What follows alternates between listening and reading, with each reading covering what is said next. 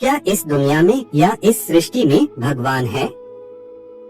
हमारे मन में ऐसे प्रश्न जीवन में एक बात तो जरूर उठते होंगे। आखिर वह कौन है जो सृष्टि को चला रहा है? क्या वह कोई एक वैज्ञानिक है या कोई ऐसी शक्ति जिसका प्रयोग करके हमें अपने माया जाल में फंसाकर वह आनंद लेता है? आखिर वह कौन है जिसको हम भगवान या भगवान का स्वरूप मानते हैं? और आखिर क्या है उसका अस्तित्व? ईश्वर कौन है और कैसा है? इसका स्पष्ट उत्तर हमें वेदों में मिलता है। आज की इस प्रस्तुति में हम वेदों में बताए गए उस परम शक्तिशाली परमेश्वर के बारे में बताएंगे। इस प्रस्तुति को देखने के बाद आपको फिर किसी को भी नहीं पूछना पड़ेगा कि परमेश्वर कौन है और कैसा है। तो इस प्रस्तुति को अंत तक जरूर देखना।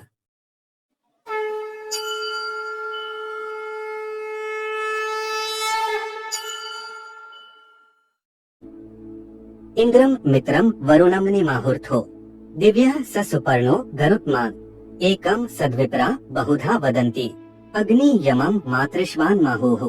अर्थात परमात्मा की विभिन्न शक्तियाँ ही अनेक देवताओं के नाम से पुकारी जाती हैं, पर वह एक ही है। इसीलिए गुण कर्म स्वभाव के अनुसार उस परमात्मा की उपासना करें। ऋग्वेद का यह श्लोक हमें बताता है कि परमपिता परमेश्वर सर्वत्र व्याप्त है। यह विशाल संसार, अंतरिक्ष, कोटि कोटि ब्रह्मांड, इन सबके कण कण में ईश्वर की असीम सत्ता विद्यमान है। वही इस सब का नियंता है, नियामक है। ईशावास्यमिदं सर्वम, हर वस्तु में, जड़ चेतन में, हमारे रोम रोम में ईश्वर का वास है। वह निराकार परमेश्वर दिखाई नहीं देता, परंतु वही हमारी प्राण शक्ति है। सोते जागते हर समय वह हमारे साथ रहता है, हमारे भीतर भी रहता है, बाहर भी और चारों ओर भी। जैसे रबर के गुब्बारे में हवा भरी होती है, गुब्बारे के अंदर भी हवा है, बाहर भी और चारों ओर भी, पर वह हमें दिखाई नहीं देती। जैसे दूध की प्रत्येक बूंद में घी का अंश छिपा होता है, उसी प्रकार ईश्वर भी सर्वव्यापक है। संसार के कोने कोने में, सभी जीव जंतुओं में, पशु पक्षियों में, सभी प्राणियों के रोम रोम में उस परमेश्वर की सत्ता विद्यमान है। उसके लिए जात पांत का, पूर्व पश्चिम या उत्तर दक्षिण का कोई झगड़ा नहीं है। सभी उसके लिए एक समान हैं। इस सर्वव्यापक परमेश्वर की अनेकानेक शक्तियाँ हैं, जिन्हें संसार के विभिन्न मतों में आस्था रखने वाले भिन्न भिन्न नामों से पुकारते हैं। सब मनुष्यों का परमपिता परमेश्वर एक ही है। वही इंद्र, मित्र, वरुण, अग्नि, यम सब कुछ है। चाहे उसे राम कहो या कृष्ण, दुर्गा कहो या काली, शिव शंकर कहो या अल्लाह या गौर।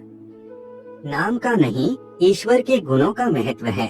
उन गुणों को अपने जीवन में उतारने, उनके अनुसार आचरण करने और जीवन में व्यवहार करने को ही परमात्मा की उपासना करना कहते हैं।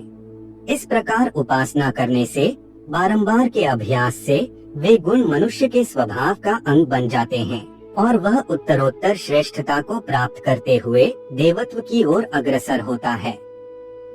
परमात्मा के अलग अलग नामों को लेकर झगड़ा करना सबसे बड़ी मूर्खता है। एकं सद्विप्रा बहुधा वदन्ति, एक ही परमेश्वर को विद्वान लोग भिन्न भिन्न नामों से पुकारते हैं।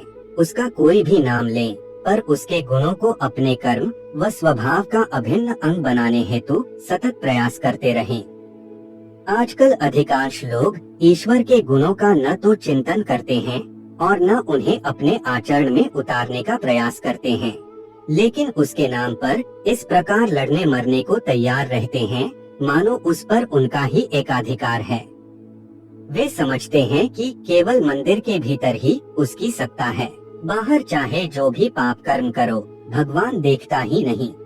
उसके सर्वव्यापक रूप को तो जैसे भुला ही दिया गया है। वह अनेकानेक रूपों में सर्वत्र विद्यमान है, हर समय हमारे साथ है। संसार के कोने कोने में उसकी सार्वभौम सत्ता है।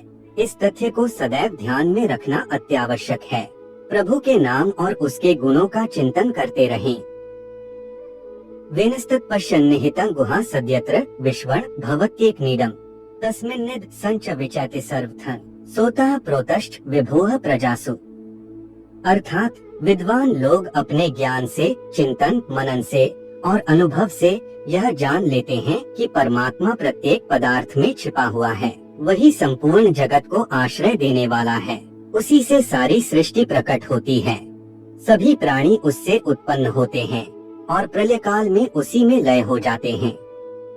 यजुर्वेद के इस श्लोक में बताया गया है कि संसार में आस्तिक व नास्तिक सभी प्रकार के लोग हैं। जो अनीश्वरवादी हैं, वे भी इस बात को मानते हैं कि कोई शक्ति है जो इस सारे संसार को, लाखों करोड़ों ब्रह्मांडों को एक निश्चित लय से चलाती रहती है। चाहे बुद्धि व तर्क की कसौटी पर परखें या फिर श्रद्धा व विश्वास के आधार पर माने, ईश्वर की सर्वव्यापकता में कोई संदेह तो हो ही नहीं सकता। वह प्रत्यक्ष दिखाई न दे, पर हर स्थिति में हम उसको अनुभव कर सकते हैं। शर्त केवल यही है कि तर्क कुतर्क के दुराग्रह में फंसकर हम सत्य को झुठलाने का प्रयास न करें। परमात्मा सारे ब्रह्मांड में व्याप्त है। यह सारा विश्व उसी का रूप है।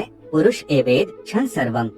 इस प्रकार भगवान की हर जगह उपस्थिति को स्वीकार कर लेने से मनुष्य के आत्मबल में वृद्धि होती है। हर समय एक शक्तिशाली समर्थ मित्र व सहायक के सानिध्य में रहने से प्रतिभा, क्षमता व पौरुष का जागरण होता है और सत्कर्मों में मन की प्रवृत्ति बढ़ती है। ईश्वरीय सत्ता के दिव्य प्रकाश से अभिभूत होकर मनुष्य स्वतः ही पाप कर्मों से बचा रहता है। उसे यह भान रहता है कि वह परमात्मा की दृष्टि से उजल नहीं है और उसके हर अच्छे बुरे कर्म का फल उसे अवश्य मिलेगा। इस प्रकार जहाँ एक ओर मनुष्य सत्कर्मों में प्रवृत्त होता है, वहीं दुष्प्रवृत्तियों से बचा भी रहता है और देवता बनने के मार्ग पर आगे बढ़ता जाता है। संसार में हर वस्तु किसी न किसी आधार पर टिकी है। यदि आधार छोटा और कमजोर होगा तो उस वस्तु की स्थिति डामाडोल और अस्थिर रहेगी, और यदि आधार सबल और ठोस होगा तो वह वस्तु टिकाऊ और स्थिर रहेगी। सर्वव्यापी परमेश्वर को अपना आधार बना लेने वाला सदैव निश्चिंत रहता है। माया, मोह, लोभ, अहंकार आदि के झंझावात भी उसे डिगा नहीं पाते। उसे सदैव अपने हृदय में ईश्वर के दर्शन होते रहते हैं। उस परमपिता परमात्मा का ही सूक्ष्म अंश हमारी आत्मा है। उसी से इस शरीर में चेतना का प्रवाह होता है। शक्ति का अक्षय भंडार हमारे अपने ही भीतर विद्यमान है, पर हम अज्ञानवश इस तथ्य को जान ही नहीं पाते और सदैव अपने दुर्भाग्य का रोना रोते रहते हैं। जब हम अपने अर्जित ज्ञान से, अनुभव से और विवेक बुद्धि से चिंतन करते हैं तो हमें अपने भीतर परमात्मा की असीम शक्ति की अनुभूति होती है। यह शक्ति हमारे आत्मबल को बढ़ाती है और जीवन पथ की बाधाओं पर विजय पाने का मार्ग सरल हो जाता है। हर समय दयालु पिता का वरद हस्त हमारे ऊपर रहता है और हमारी रक्षा करता रहता है। सर्वशक्तिमान परमेश्वर का आश्रय ही सांसारिक तापों से मुक्ति प्रदान कर सकता है।